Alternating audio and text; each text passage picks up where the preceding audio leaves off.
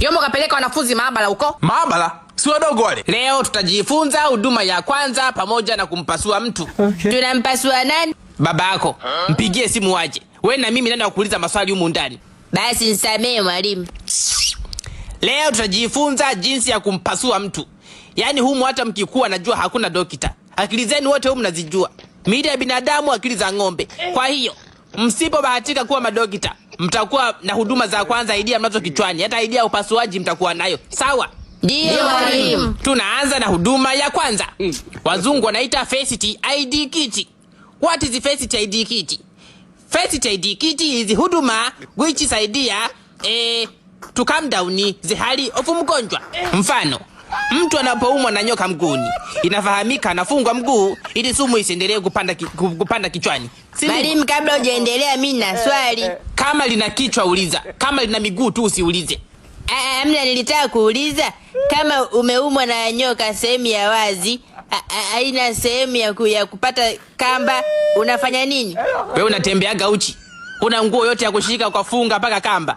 Kama umeumwa sehemu ya wazi na unaona huna kamba, mkimbilie nyoka, mshike, mgeuze kamba. Tena ukimtumia nyoka kama kamba itakuwa vizuri kwa sababu ngozi yake inanyonya sumu. Funga, sawa? Sawa. Majembe asiyokuwa na mpini. Naendelea na swali. Kuna mtu ashakutana na simba humu ndani? Hakuna. Leo nitawafunza pia huduma ya kwanza kwa mtu aliyejeruhiwa na simba. Hata kama atakuwa ameshakufa, ila nawapa mbinu za kujilinda na simba. Kama umekutana na simba, usitikise kitunza kinyesi wala kibofu cha mkojo. Kaa kama mchongo wa shambani. Huo muda huduma ya kwanza ya kujipa kabla ya kupewa na watu ni kuingia kwenye maombi ya kiroho. Kwa muda mfupi tubu dhambi zako, maana huwezi jua. Kama umekutana na simba kishandu, huyo anapita chochote, itabidi miajenge, malizane, mkae chini, mtafuta maiti.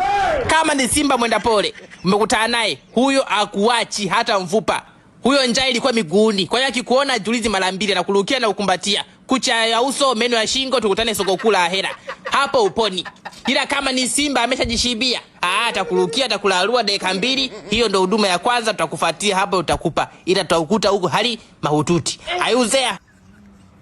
Leo nimewagusia kidogo, ila kesho nitaelezea kwa upana zaidi.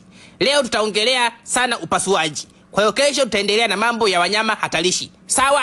Haya, tunarudi kwenye upasuaji. Mfano, mtu kameza sindano, imeenda kimlalo, ikamkwama kwenye maungio ya shingo na kifua. Yaani imegota, imechoma nyuma na mbele, mfano miba ya samaki.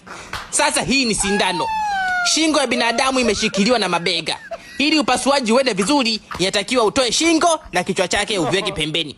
Yaani pale utabaki na uwazi, unaweza kuona sindano imegotea wapi. Na kifua utakiona kwa vizuri. Na kuweza hata kupitisha mkono, kusafisha hata kifua. Maana sasa hivi sigara zinauzika kuliko vocha. Kwa hiyo kama utaona uchafu wa moshi, utasaidia kusafisha. Muhimu usikate mishipa ya mawasiliano. Yaani usikate nyaya za mawasiliano, maana kichwa ndo main switch ya mwili mzima. Ukimshona mgonjwa wako, mishipa ukaona haifanyi kazi, huyo hatohisi chochote. Hata usingizi hatohisi, atakuwa macho tu. Yani kilichobaki ni kumfunika macho na kumzika, maana atakuwa hapumui. Sawa? Mwalimu Yombo, samani mara moja na kuomba. Kwa nini ulete watoto maabara? Wewe unataka niwapeleke kwao? Hivi Yombo, wale watoto na kufundisha upasuaji? Mwalimu, hebu msinichanganye. Hili darasa watoto wote ni vipago vya manati. Akili wamefunga kiunoni kama mikanda. Yaani kazi yao ni kusikiliza, sio kuelewa. Nishapiga sana toto la mtu humu ndani, bado kuua tu. Nishaingia mpaka na panga, nikasema atakayejibu vibaya na mkata mkono. Nikauliza, chemba moyo ya binadamu inakaa wapi? Toto la mtu likaamka likajibu kiunoni. Maana seli za binadamu ni za plastiki. Seli za binadamu za plastiki. Kwa mwili utembea na maplastiki. Haya, ningesema nitumie njia yangu ile. Singekata mikono darasa zima. Mwalimu, niacheni nimalize kufundisha jamani, nyumbu wangu. Waacheni niwamalize tu kuwafundisha, niendelee na kazi zangu zingine. Kama kazi rahisi ni ndogo, njoo ufundishe wewe. Niache nikamalize kipindi.